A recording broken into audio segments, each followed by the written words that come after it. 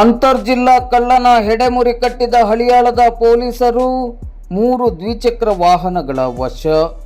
ಹಳಿಯಾಳ ಪಟ್ಟಣದಲ್ಲಿ ನಡೆದ ದ್ವಿಚಕ್ರ ವಾಹನಗಳ ಕಳ್ಳತನಕ್ಕೆ ಸಂಬಂಧಿಸಿದಂತೆ ತನಿಖೆಗಿಳಿದ ಪೊಲೀಸರು ಅಂತರ್ಜಿಲ್ಲಾ ಕಳ್ಳನ ಹೆಡೆಮುರಿ ಕಟ್ಟಿ ಕಳವು ಮಾಡಿದ 3 ದ್ವಿಚಕ್ರ ವಾಹನಗಳನ್ನು ವಶಪಡಿಸಿಕೊಂಡು ಮುಂದಿನ ಕ್ರಮವನ್ನು ಕೈಗೊಂಡಿದ್ದಾರೆ. ಈ ಬಗ್ಗೆ ಇಂದು ಮಂಗಳವಾರ ಸಂಜೆ 5:30 ಗಂಟೆ ಸುಮಾರಿಗೆ ಮಾಧ್ಯಮಕ್ಕೆ ಮಾಹಿತಿ ಲಭ್ಯವಾಗಿದೆ. ಹಳಿಯಾಳ ಪಟ್ಟಣದ ಬಾರೊಂದರಲ್ಲಿ ಕೆಲಸ ನಿರ್ವಹಿಸುತ್ತಿದ್ದ ಲಕ್ಷ್ಮಣ್ ಶಿವನಪ್ಪಗೋಳ್ ಎಂಬವರು ತಮ್ಮ ದ್ವಿಚಕ್ರ ವಾಹನ ಕಳವಾಗಿರುವ ಕುರಿತಂತೆ ಹಳಿಯಾಳ ಠಾಣೆಯಲ್ಲಿ ದೂರು ನೀಡಿದ್ದರು.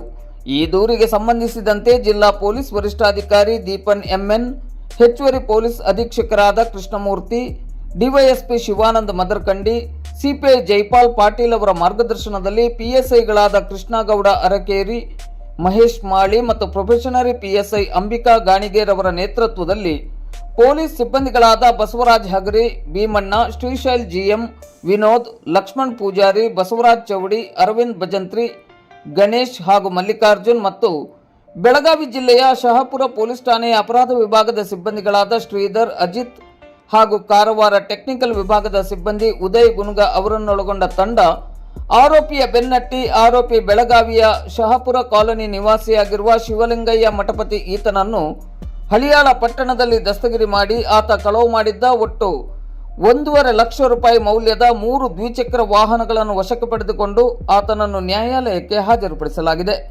ನ್ಯಾಯಾಲಯವು ಆತನಿಗೆ ನ್ಯಾಯಾಂಗ ಬಂಧನವನ್ನು ವಿಧಿಸಿದೆ.